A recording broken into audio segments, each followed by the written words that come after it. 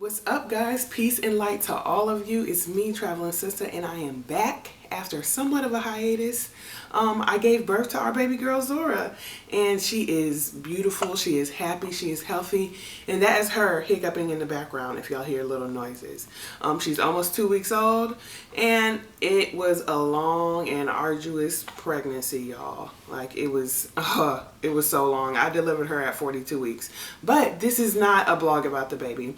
I have something extra dope for y'all today. It's a phone interview with a young brother from Cincinnati named Asad. He's so amazing, you guys. He is a very active brother in the black community. He made his way back to Tanzania last year, and we were in the same location around the same time, and we never crossed paths, but we actually ended up linking up through social media and finding about each other that way. And so I had to do a phone interview.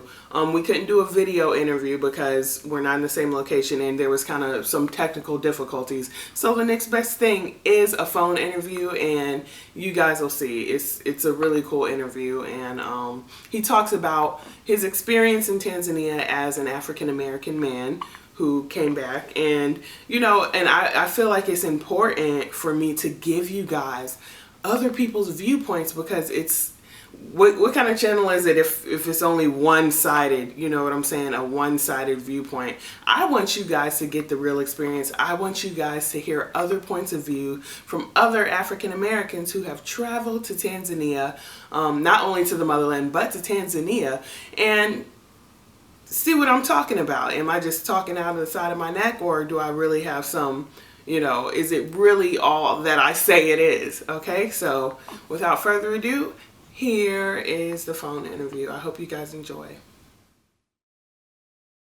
So, Asad, what is up? Going on? What's up? What's up? So, tell me a little bit about yourself. Well, my name is Asad Talib. I was born and raised in Cincinnati, Ohio, the 513. I went to Whittle High School. I had a football scholarship to play at West Virginia State University, where I'm now a senior and sociology major. I'm a brother, Kappa Alpha Psi, yo. Okay. I served as the president of the NAACP on campus. I'm a community activist, an author, and I love my people, man. My purpose is to bring all African people together around the world. So that's just some of the stuff that I've done over the last few years. And, I just hope to keep it going, man, and keep trying to inspire young people and just be an example, man, as a black man in society today. So, that's beautiful. And, you are very accomplished so far. And, you know what I'm saying?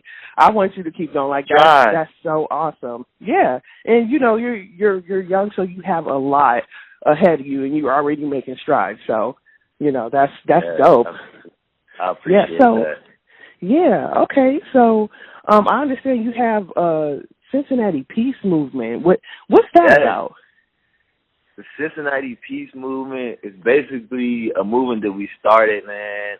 To kind of brief you, like I said, I'm from downtown Cincinnati. The West End is one of the roughest neighborhoods in the city. And growing up, I've seen a lot. I've seen a lot of things. Just police brutality.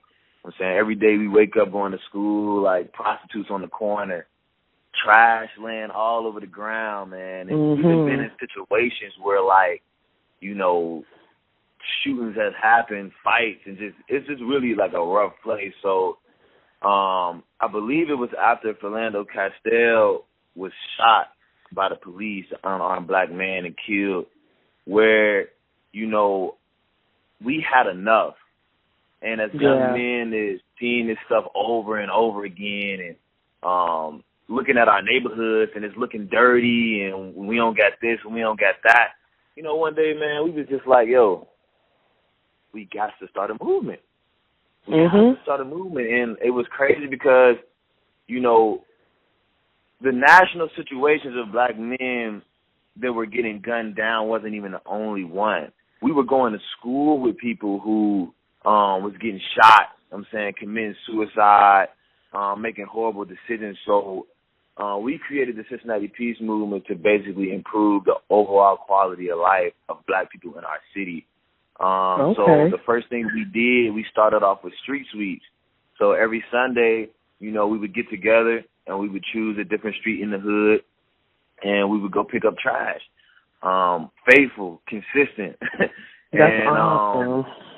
Yeah, it's definitely will be 3 years in August, and now we have grown tremendously to where we implemented a Health in the Hood program, where we starting to educate our people on certain things that they could do to improve their health. We also ran a black business event where we brought local black businesses out to basically just showcase themselves and their products. We offer urban gardening classes where we're teaching people in the city, young black people in the city, how to be people of the earth, how to grow their own food. And it's really been a great experience. It's been a lot of work. And like I said, we like 21, 22, 23, man. So it's definitely been a hustle. It's been a great thing. But yeah, that's the Cincinnati Peace Movement, man. We working to improve our overall quality of life, man, in the hood. And it's been going pretty well. That's great because, not a lot of focus, I feel, not enough focus is put on the betterment of the people in the hood. It's not, I feel like nationally, people really don't care.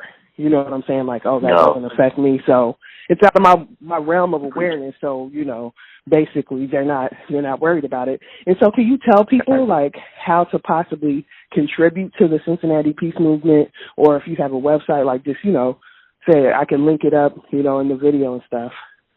For sure. We're on Instagram at Cincy Peace 513 and Facebook at Cincinnati Peace Movement. And also our Build the Block campaign, we're trying to open up our store. So some of those businesses that I was telling you about, we can take some of these grassroots businesses and give them a platform to where they can vend consistently, and we can just bring each other together and just start turning up the city. That's really what it's about. And like I said, man, it is a struggle because a lot of people, they don't care enough. And the one thing I wanted to make sure that I did was that, even being college educated, leaving home, like I said, I'm at school in West Virginia. When you go back to the hood, like a lot of people, they go back and they act like they better than where they came from. You feel me? And that's not how you're supposed to do it. And so I made an effort to when I come back, I'm giving my resources and I'm trying to build. So like it's a big issue when you start talking about like people that sell out or make it out good and leave and don't provide them with nothing. Like you have to go back and build them up and let them come with you. So it's definitely been an honor to serve my people, and it's gonna go up from here. Yeah, that's all I can see is progression from here because you really on the roll.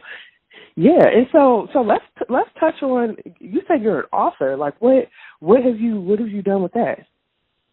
Man, so I'm the author of a book called The Daily Motivation for the Young Black Male, and basically it's a series of poems, of motivational poems that I created for young black men to inspire them. Like we talk about confidence, we talk about respect.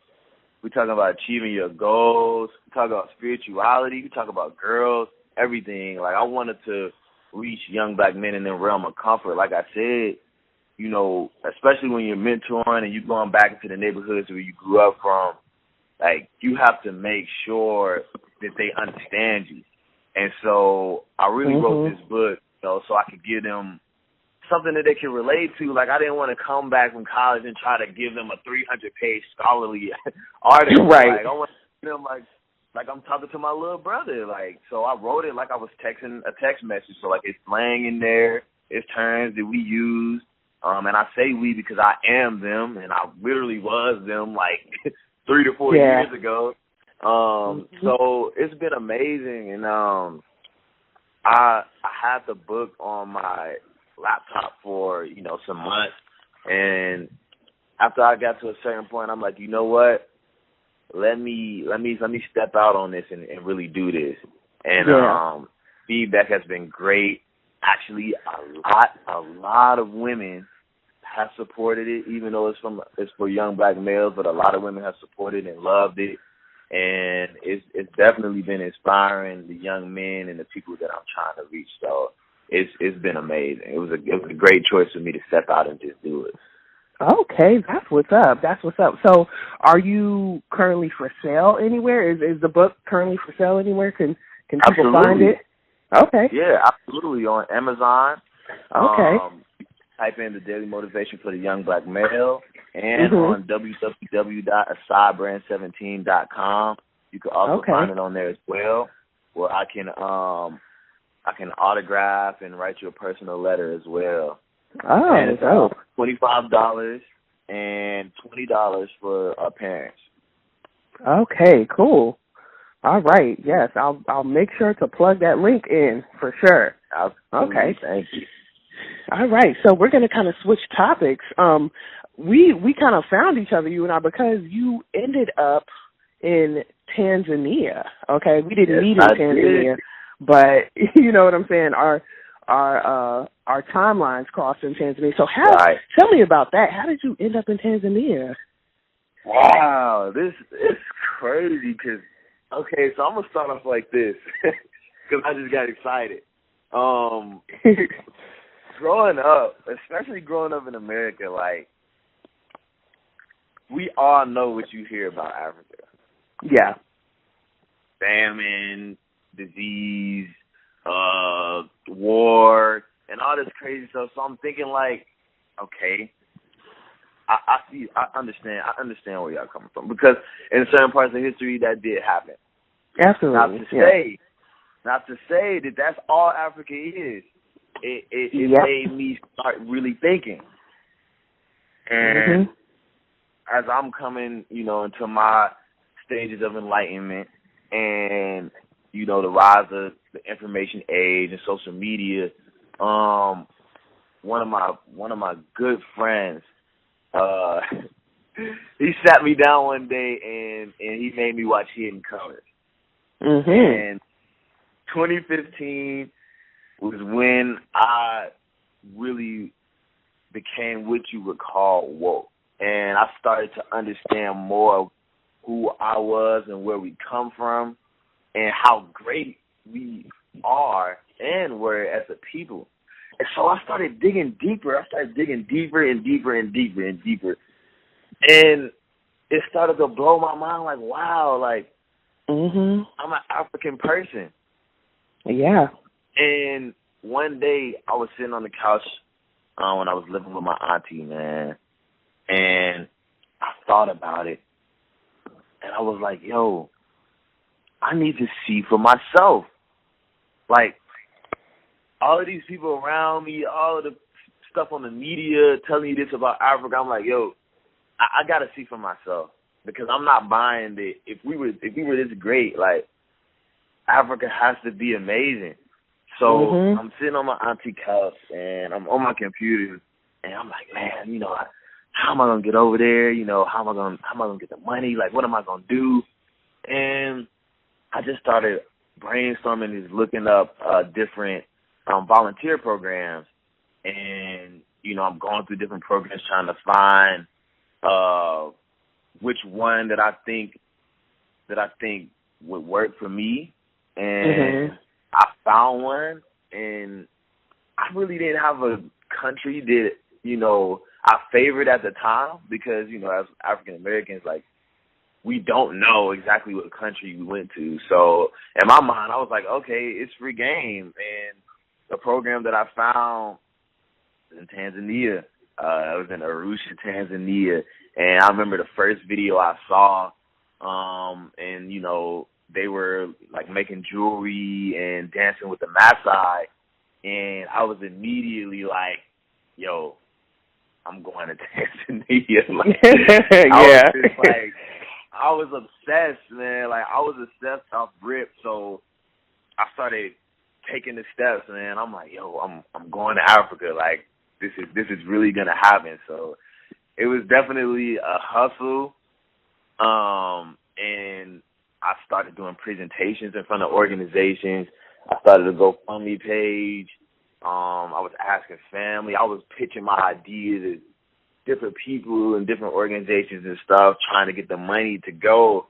And it happened for me. It definitely happened for me. I was definitely nervous because I didn't think I had the money, but I had enough passion inside me to figure out what Africa was truly about to make it. And this is a message for whoever is listening to this right now. If you really want to go, you can go. It's all about what's a priority to you. Yep. And I did go by myself. And, of course, I was actually 20 at the time when I made the decision. I was 20 years old, and I ended up turning 21 that spring before I went. But my mom was like, no way. She was like, no way. Like, you are not about to go all the way to Africa by yourself for the first time. Like, and of course, you know, she ended up supporting me, and you know. Yeah, because I mean that notion can be scary to a lot of people. You know what I'm saying? To a lot of people, that whole idea is just outrageous to begin with. Yeah, and I'll be honest. Even I was going through, you know, I'm still going through, you know, my pro-black stage, you know, learning about Marcus Garvey and Malcolm X and his pilgrimage and stuff. So I'm pumped. Yeah. When it was time for me to get on that flight, my heart started beating. Like I had my fears. And when I got off that plane and I touched down in Africa for the first time, it was one of the best feelings that I ever had. Like, I'm telling you, like, I'll walk out the airport and I just get hit with just this super warm air. Feel like I just walked in a sauna. It's like purple and orange, palm trees, all these beautiful black people walking around speaking Swahili. And at that moment, I knew, yo, I'm really here. Like, I really made it home. Like, and just all the research that I've done and knowing about, you know, how Africa is our home, to have my feet on the ground, it was an honor. It was an honor to me. And I made my mistakes because that night I did not know where I was gonna stay. I didn't know how I was gonna get there. And I had a plane leaving the next day, so I had to survive a night on the fly. But the gig is, I had an African friend, my first Tanzanian friend. His name is Justin Peterson. Shout out to you, man. I met him online, which, as we know, could also be risky. And so we set up a meeting on my first day to just talk some business and connect. And I was kind of worried if, you know, he would show up or not. And so I'm standing in the airport. I got a book bag and my gym bag because I travel light. And I made sure everything that I had could be on me. And these three dudes walk around the corner, Justin in the front, like, hey, man, welcome. And, you know, we shake hands, we talking. They helping me with my bags. And I just thought to myself, like, wow, I'm really here. Like, this is really real right now. Like, it's really real. Like, I almost felt like it was a dream. Like, this dude that I've been talking to on the phone for months, you know, he's teaching me Swahili, telling me, you know, about life in Tanzania, and, like, I'm really meeting this dude. I traveled for almost 2 to 3 days by myself, like, and I'm here. And so, like, long story short, you know, as most African people are, Like, he was extremely helpful. He helped me transfer my money. He got me a cab. He got me to the nearest hotel that was literally like 3 minutes away. And we had a nice meeting, and it was settled. So yeah, that was kind of how I got to Tanzania, and my first experience there, like my first day, it was amazing. It really was. Yeah, man, I feel you on that. Like, hearing your story makes me definitely reminisce about mine too. So many parallels there. So many parallels. Okay, so when you were how long were you in Tanzania, and like, what did you do while you was there? Oh, I did so much, but my my main focus was to teach. Well, actually, I did not sign up to teach. Let me put that out there right now. I was in Tanzania for a month. I stayed for the whole month of July, which, if I can remember, you were there at the same time. Yep. The team. I wish we could have met, but you know. Yeah, universe had different plans, you know. I know. But so, I taught math and science at a primary school / orphanage in Laganga called Save Africa. It's literally right by the Usa River. Okay. Yeah. Right up there. That's my neighborhood. Yeah. I signed up for childcare. So my first day, and I'm walking into this school, and I mean, I was living in Raskazoni, Sakina. So Laganga is like an hour and a half from Sakina. So I'm literally on the dollar for like almost 2 hours crammed up, as we all know how the dollar is. To get to school to teach every day. So I signed up for childcare. You know, they gave me my placement. So I walk in, the kids, I mean, just light up. Like, African kids are just so loving. Like, they always want you to pick them up, and they're holding your hand and giving you hugs and stuff. And we did teach barefoot, which was definitely a shock for me, but I loved it. And so I walk in the first day, and it's like 45 kids in there. And like, I'm like, okay, you know, I'm gonna just be playing with the kids, and, you know, feed and clean up afterwards. And so one of the teachers goes, "You teach?" And I was shaking my head. I was like, "No, I'm here with childcare." And she was like, "Oh, no, you teach." And I'm like, "No, no, really, I'm here with childcare." And she was like, "Oh, no, come, you teach." And so she hands me this stick, and she pushes me in front of this class with like 45 kids. Oh my God! I have no lesson plan. I have no lesson plan made. I have no anything. I've never taught a day in my life. And so I'm staying here in Africa, 21 years old, in front of like 45 African kids with teachers eyeing me in complete silence. And when I tell you, one of the most nerve-wracking moments of my life. I can't even imagine. As a man, I can honestly say I made a complete fool out of myself. I mean, I was up there stuttering. I was up there trying to think about games to play. Oh, wow. And the teachers were looking at me like, you know, what's going on? Like, I thought you were here to teach. I thought you were here to, you know, to teach the lessons. And so that was a crazy experience, but eventually I figured some stuff out the next day. I came back and I had something in mind.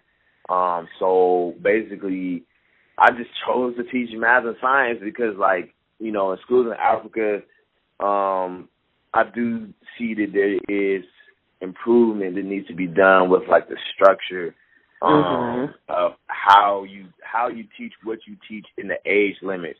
So long story short, I come in and I just find a new innovative way to teach. So I write like clouds and plants and rains, and I teach them about, you know, the system, how water works, and about the earth.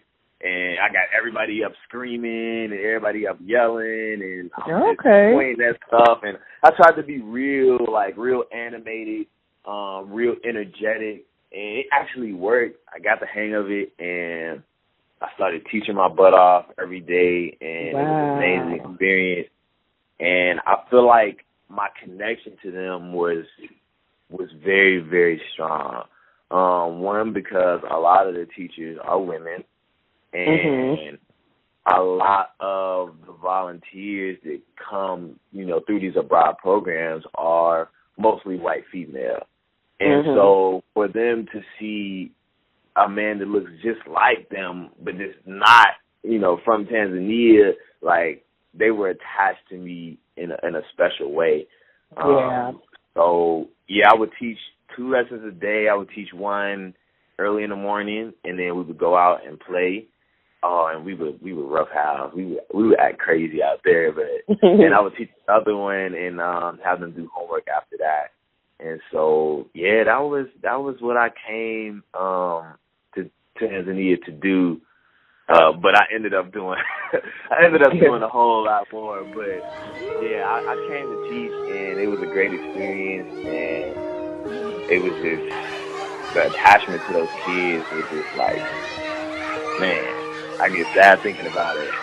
Oh yeah. So initially they did receive you well. You know what I'm saying? They did receive you. Yeah, like so. That's awesome, and that's something to note, guys. That y'all are listening, you know what I'm saying? People. So how did the local people receive you? Man, the locals. That was one of the best parts, like, about Tanzania. So me, I always try to be kind of smooth because, I'm a brown skinned brother. So if I dress to the culture of Tanzania, they would not know that I was from America. So with my Swahili being like, basic, I would try to, mambo, just keep my greetings short. And I had a lot of experience where people would come up to me speaking Swahili, and I would have to like expose myself and be like, okay, I'm from America. And then when I told them that, like, they were still excited. They was like, oh man, he's like, you know LeBron James. And I'm like, I know him, but I don't know him personally. But like, it was just, I made so many friends so easily, and like, that was one of the things that I love most about Africa, that like the people are so friendly, and it's such a community type of environment, and even people that you never really had a conversation with, but you walk past every day, or you may have just met them at a specific spot, and you would see them day after day. Like, I remember by the time I was in my 3rd week, like, every time I would show up at the Killing Barrel spot, the dudes on the dollar was literally like, hey, man, my brother, like, and they would come to me, like, shake my hand, like, just show me love. Like, it was crazy. Like, the locals are just, I don't know, man, it's different. And a lot of people think, like, they would say, oh, Africans don't like us. And, exactly. They think that, African Americans are da-da-da-da-da-da-da. Man, they love, I'm telling you, like, they love us. And I never felt so, like, welcome. And I was trying to explain this, to some of my friends and family back home, and it's like, how can you feel like home so far away from home? And I started thinking about it, but it is home. You know what I mean? And like, when I was like, walking through the streets, my favorite thing in Tanzania was chips. And I used to go to this little pop-up shop almost every day, and I was friends with them in like a week. And I could go there, and, they would talk with me, they would laugh, and it was just an amazing experience. And it made it a lot easier because I was black, because a lot of times if people knew, like, did automatically knew that you were a foreigner, I'm saying, of course, we all know Tanzania has some hustlers. Okay, yeah. They would try to hustle you, and it wouldn't be as welcoming. But me, I had a wonderful experience with the locals. Like they literally showed me love. Yeah, same here. All right. Oh. Yeah. So that's what's up, and it's so funny because like that really reminds me of a lot of stuff that I've encountered a lot, and if I cover my tattoos up and stuff and wear a long sleeve, they automatically think that I'm Tanzanian, and exactly. people will spark up conversations with me, and like you said, I had to reveal myself, like, oh, I'm American, Tajui Kiswahili, yeah, and I'm like, damn, right. But it's a process, you learn little by little, but right, yeah, I was received with open arms, and I wasn't surprised though, because I didn't go over there with the mentality that Africans hate Black people. I know what they say. Right. I know what they say, but I couldn't believe it. I didn't want to believe that our African brothers and sisters hated African Americans, Black Americans. It didn't make sense to me. So, you have to go see for yourself. Yeah, exactly. You have to go see for yourself. Like, it's just that's the best advice that I can give anyone that's listening to this right now. Like, if you have that in your mind, you've been seeing it on social media, and go see for yourself. And I guarantee that they will open up their home like you. And I can give you another quick story. On my last day in Tanzania, I went to the Maasai market. And if you ever been to the Maasai market, you know how hustle and bustle it is when you walk in. And so I'm literally walking. I was like, okay, I need to get some stuff. For my family. I'm about to leave. I've been crying the whole day because I had to break away from the kids, and I was leaving all my Tanzania friends. So I finally, was in a better mood. So I was like, okay, let me get some stuff for my family. I'm going to the market. I'm in there getting hassled, like, hey, my friend, come in here. We have something for you. We have Rafiki Friday. And I'm like, man, just please give me a second. So I'm literally getting hassled through the market, and when I'm walking past the last shop, I hear this small, sweet, subtle voice. Hello, how are you? And I stopped, and I turned around. I see this sweet lady in her shop working on beads, and I thought to myself, I'm like, you know what?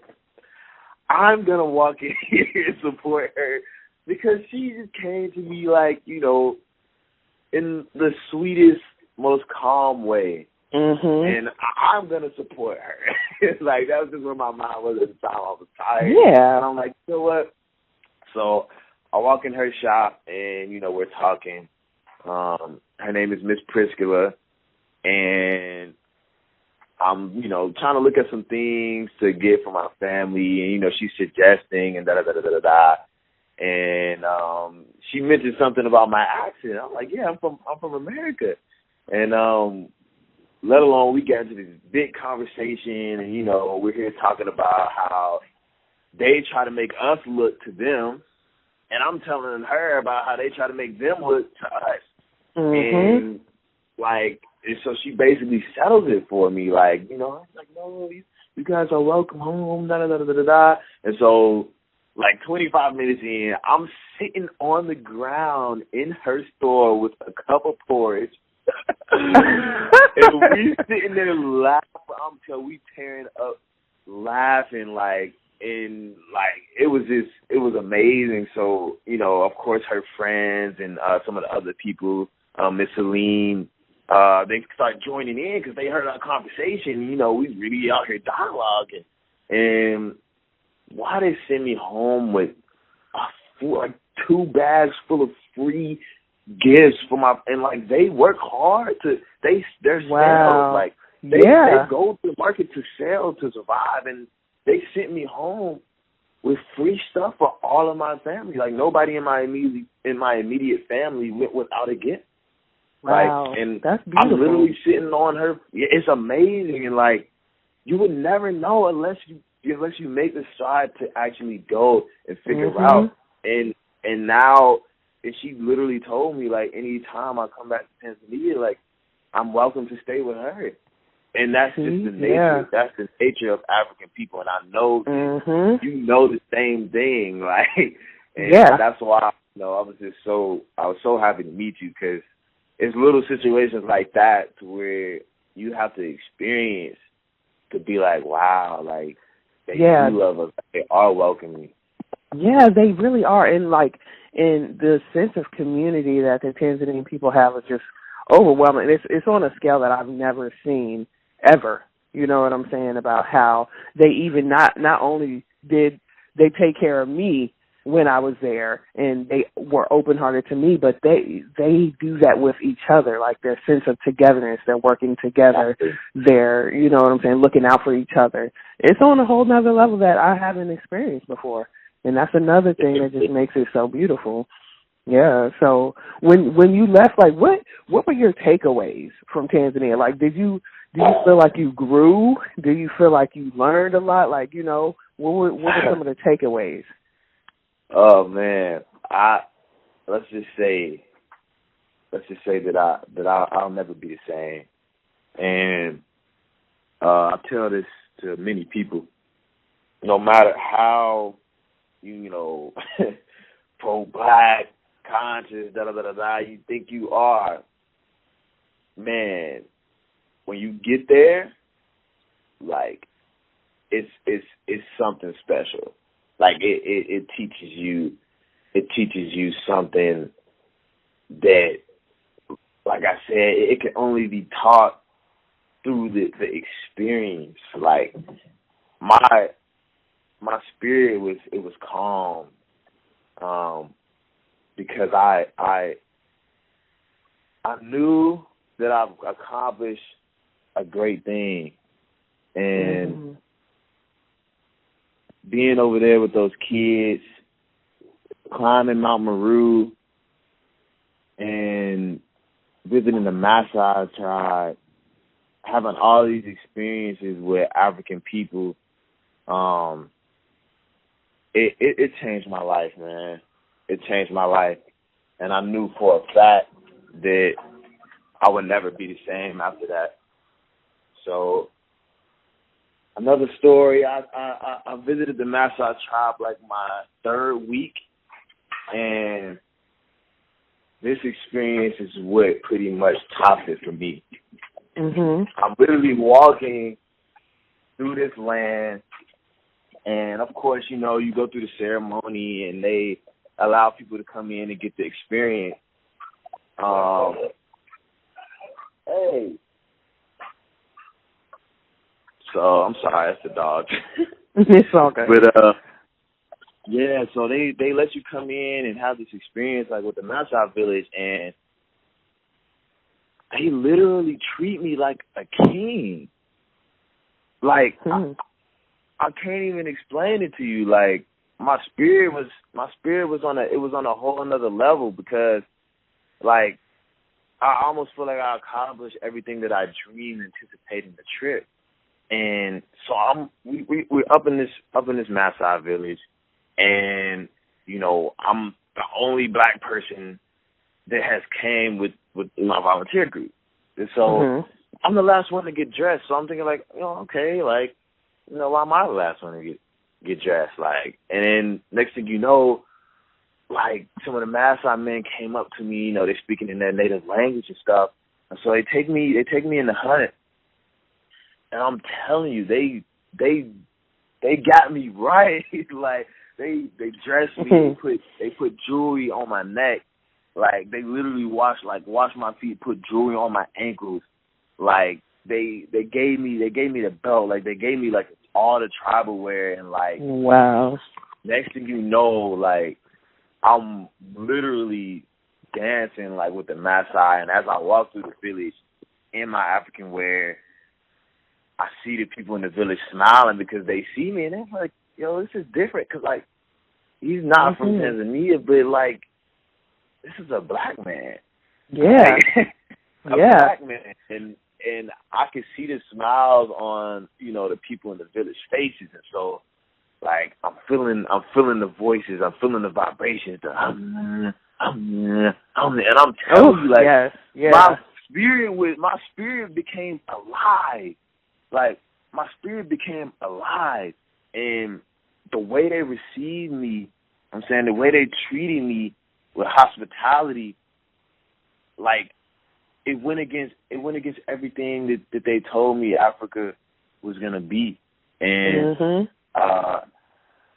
the resources out there, man, you know, coming from America, like, it really does make you grateful for some of the stuff that we have here, you know. And when I came back, I was so humble, like, I was so friendly, I was just so, like, I could share. And I'm not gonna lie. Yeah, man. The Americanized me, the American in me is I would admit, as a man, it could be selfish. But when I was in Tanzania, when I was in Tanzania, somebody would give you their last. Yeah. That's something I wasn't used to either. Yeah. I wasn't used to it. Like, I wasn't used to it, and that's something that I took with me. So when I came back, man, like, I was peaceful, like, I was friendly, I was sharing with people. I could live a more basic life. I didn't need too much because I was thankful for what I had, and I knew that experiencing people around you is what makes life so beautiful. It's not what you have. Exactly. And I experienced that when I was out there because I didn't have much when I was out there. And I didn't bring any fancy clothes with me. I didn't bring any fancy electronics. I didn't bring any game systems. I didn't bring any jewelry. Like, all I had was my same, like, 3-4 outfits and the people, the experiences, the children. And that was literally, like, the most fulfilling time in my life. And spiritually, man, I came back to college, and I'm just looking like, man, like, I was almost depressed. I'm not gonna lie. I was almost depressed, man, because, like, when I was in Tanzania, it was the first time where I felt like I was a part of the majority. And that I wasn't a minority. And that feeling is a feeling that every black person needs to feel. Like, walking through the streets, like, people wasn't looking at you like you didn't belong. Like like people was smiling and, you know what I'm saying, shaking your hand, and it's a world full of black people. So as a black person going over there and then being snatched and having to come back to where it's the opposite, like, that was tough. It is. It's a period of adjustment. And, like, did you kind of feel, because I know I went through this, I was there, longer than you were, but did you have a feeling of kind of not belonging? Like, because when I got back to the States after being there for 10, almost 11 months, I'm not going to lie, like, I felt so out of place when I came back. Not that, not to say that I felt like, oh, I'm on a different level now because I came from Africa. I didn't feel like that, but I just felt from the things that I learned and from the lifestyle. Yeah, it was definitely humble, but I felt so out of place, so. Absolutely. I know exactly. And I can't even imagine how you felt if you were there a lot longer than me. Like, it was so easy for me to blend in. Like, it was so easy for me to adapt to the culture. Like, it was so easy for me to fit in and find a place of belonging. And when I came back home, like, I felt so out of place. I was even looking at the structures of the streets. Like, when we flew back into Chicago, I was looking at, like, the neighborhoods and just the block. I'm looking like, why is this so structured? Like, why do they try to make everything look so perfect? Like, it literally looks like almost like a video game when you come back. Yeah, like a grid. Exactly. It's so separated from nature. And, of course, I even have more stories than what I'm telling on this feed. And can you imagine, like, I'm literally trying to tell these stories, to my family and friends, and they're like, oh, yeah, that's nice. And, of course, they love and they support me and they're proud of what I've done. But it was just heartbreaking because there is no way that I could have possibly explained to them the things that I saw, the feelings that I felt, the people that I met, like it was being there. And I felt very separated. Like, imagine one day you can walk my last day in Dar es Salaam. I'm walking through the streets. I got my full Muslim garments on. I got my kufi on, and I'm walking through the streets of Dar es Salaam, going to different little street pop-up shops, getting food. People saying hello. You know what I'm saying? Of course, everybody's outside, music playing. Motorcycles riding by. And the next couple days, you're in America, where everybody's worried about, these shoes or outfit. Yeah. So I go from being able to wear that. How can you go from wearing full Muslim garments to, if you would do that 2 days later, people would think you're a terrorist. Like, imagine how that feels. Yeah. Like, how do you go from being able to wear a regular polo shirt, some jeans, and some open-toed sandals? So if you do that back home, like, people like, what's this dude got on? Like, people like, bro, look at this, look at this clown. Or like, if you walk like downtown in the city, like, you know what I'm saying, a lot of the white people would be looking like, oh, where is he from? Or what is he doing? Is he gonna da-da-da-da-da? Oh, right. He must be this. He must be that. Like, imagine the emotional stress this put on you when you literally go from 2 days you can do this, 2 days before you could do this, and 2 days after you're looked at like just like a terrorist. Like, that stuff hurts, man. That stuff hurts, especially when you're literally in Tanzania, like, practically living a dream.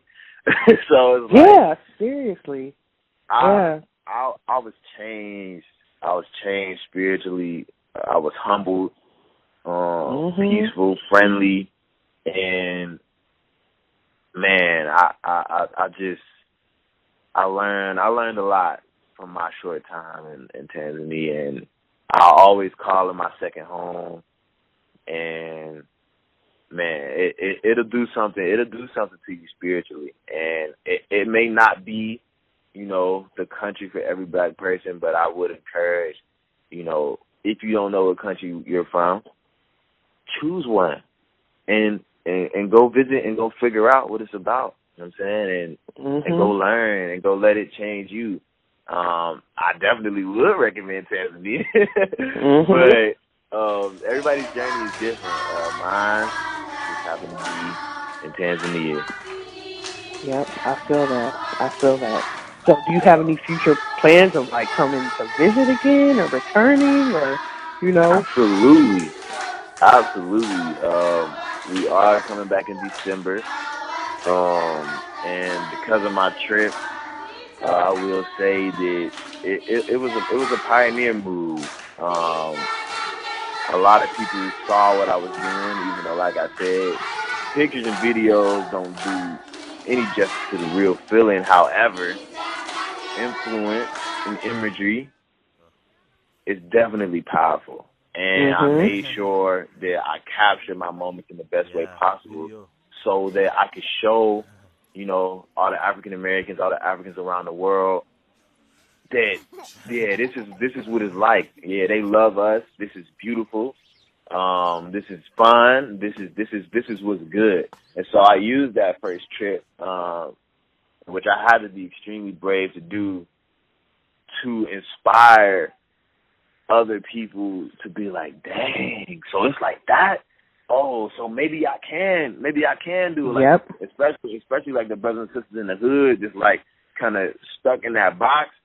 And they was looking at my stuff like, dang, bro, like that's live.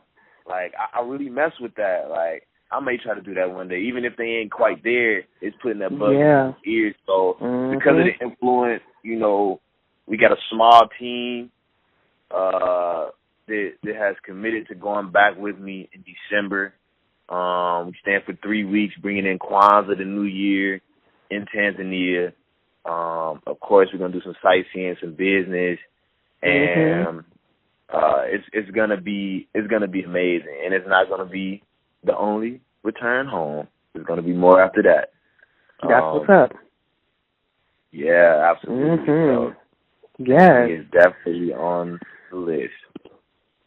Okay, you know what? That's really what's up, and I'm glad that you got to experience that. I'm glad that we got to connect on that level as, you know, two African Americans from America who returned home and who had a beautiful experience. You know what I'm saying? Yes. And I'm on the same wave where I'm trying to actively encourage people. You know, even if it's not just Tanzania, like somewhere in the motherland, you have to make that return. And it's transformational. It really is. And I didn't know exactly what I was going to step off the plane and get into, but I knew that whatever it was going to be transformational. And I had like a sense of peace about me, like, this is what I need to be doing. I don't know what I'm doing, but it's this. You know what I'm saying? And I have to fully embrace that, and I'm glad I did. Life changing, you know. It's an honor. It really is, because this is gonna grow. The inspiration is gonna become more powerful, and there's a shift going on, and we will return home.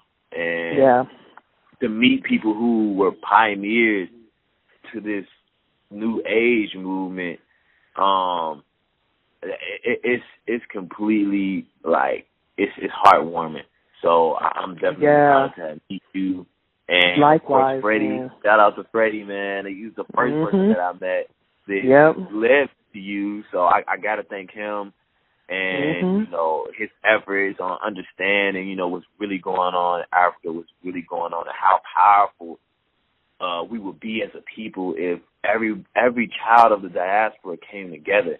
And to meet, you know, continental Africans and African Americans that are on that wave, it's truly a blessing. And so I'm honored to be on this feed, and, you know, to just experience you guys and kind of talk about, you know, familiar things that we've experienced, and hopefully you know, inspire more to take that journey.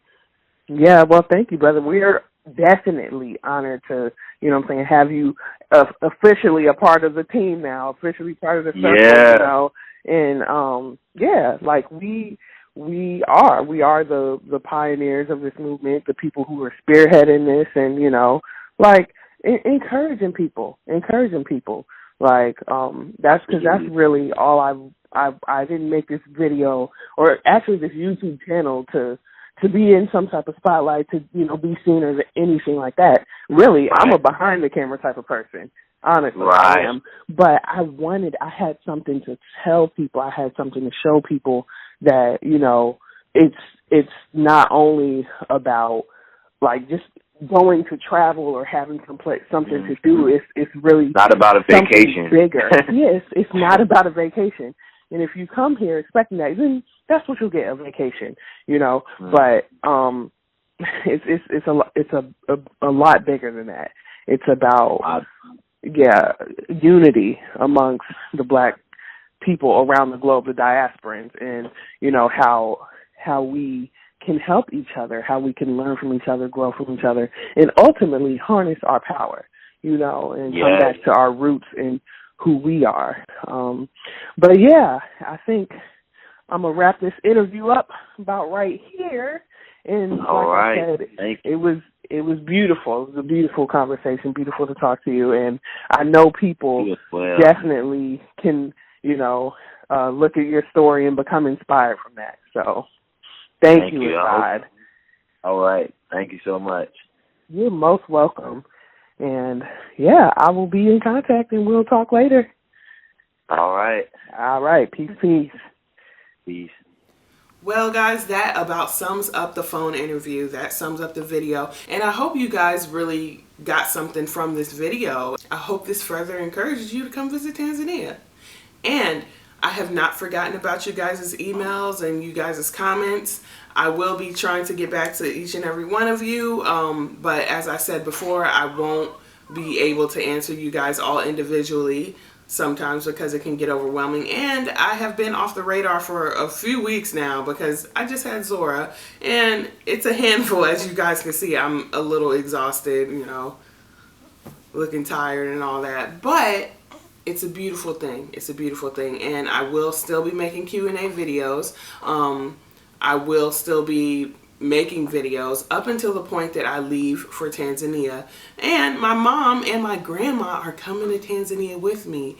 And I'm so excited. They're going to come to help me get settled back in with Zora, help me fly, you know, and do all this stuff and just get me properly settled in. And I am so excited. My grandmother used to live in Morocco, but my mother has never been to the African continent. Yeah, so I'm really excited about that. Both of the families are going to be able to meet. I know, Mama, I hear you. And it's going to be amazing. They're going to be able to see how I'm living out there, see how everyone's living, taste the food, you know, see Mount Kilimanjaro, see everything. They're going to be able to see everything. We're flying into Kilimanjaro. We're going to be living in Arusha. But, yeah, I'm mad excited, as you guys can tell. So I'll keep you guys updated on that process as well, because we're the main thing I'm waiting for to get this ball rolling on everything is her birth certificate and her social security card, because you can't get a passport without that. And yes, she has to have a passport even though we're going to be flying when she's around 6 to 8 weeks. So, yep. That's what it is, and I will keep you guys updated on that process. I also will keep the Q&A questions, the Q&A series rolling, because there's always going to be questions, you know, and you guys be coming up with some really, really good questions, things that I haven't thought about, and some things that I haven't even encountered yet. But anyways, I think I've drawn this ending out enough. I love y'all, and stay groovy, okay? Love y'all. Peace.